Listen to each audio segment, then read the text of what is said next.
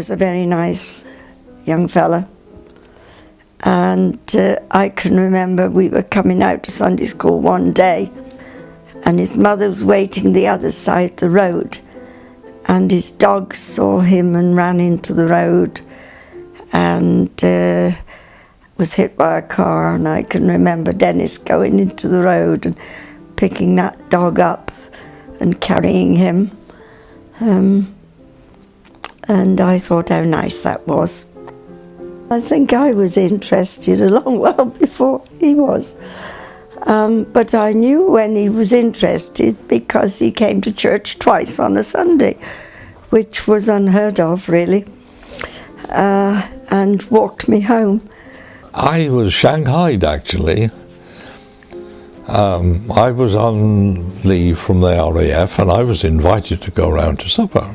Very brave to go, actually, to face her dear stepmother. She was a battle axe. He had a week's leave and we went out with one another and knew that things were like that between us. Although we'd known each other all those years, it was a very short time. I was in Egypt at the time. I put it in writing, actually put it in writing. Well, we were writing to one another, of course, and so there it was in black and white. We'd been corresponding, obviously, and decided it was the best thing to be doing. I was caught, so I better get on with it. And I said yes. We became officially engaged, much to her dear mother's annoyance. Then he came home. I didn't know he was coming home, and he arrived on my doorstep, and I'd been eating spring onions.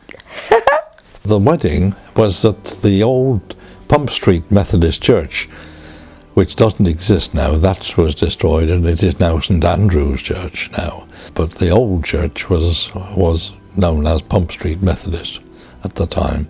Wasn't very nice weather, sort of drizzly, until we got in for the reception, and then of course the sun came out.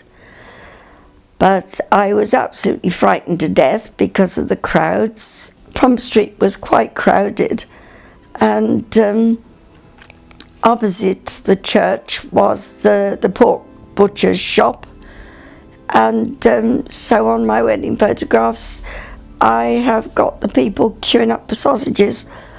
The bridesmaids were very lovely, and the little ones were very good. 2 little ones, 5 years old. Dennis's niece and my cousin, and then my sister and Dennis's sister as adult bridesmaids.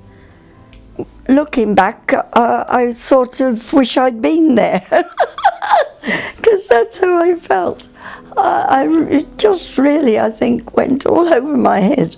A reception we held at, again, it's a place that doesn't exist now, Hopkins Cafe in Broad Street. That doesn't exist. I don't know how many we had, 20-ish I would think, not many more. It wasn't easy to get catering done. And even to get a cake, you had to get a permit to get the fruit make a cake for your own wedding. And on top of that, they wanted some dried fruit towards the cake, which of course was all on coupons. Father-in-law had kindly lent us his car to go for our honeymoon, and we knew there were 1 or 2 that were going to sabotage it. So we just said goodbye and left without going round them, shaking hands or anything. Then we went off to Abercombe for our honeymoon, only for a week. I couldn't afford any more. And there you are, we went to Abercombe and 4 of them did. Abercombe.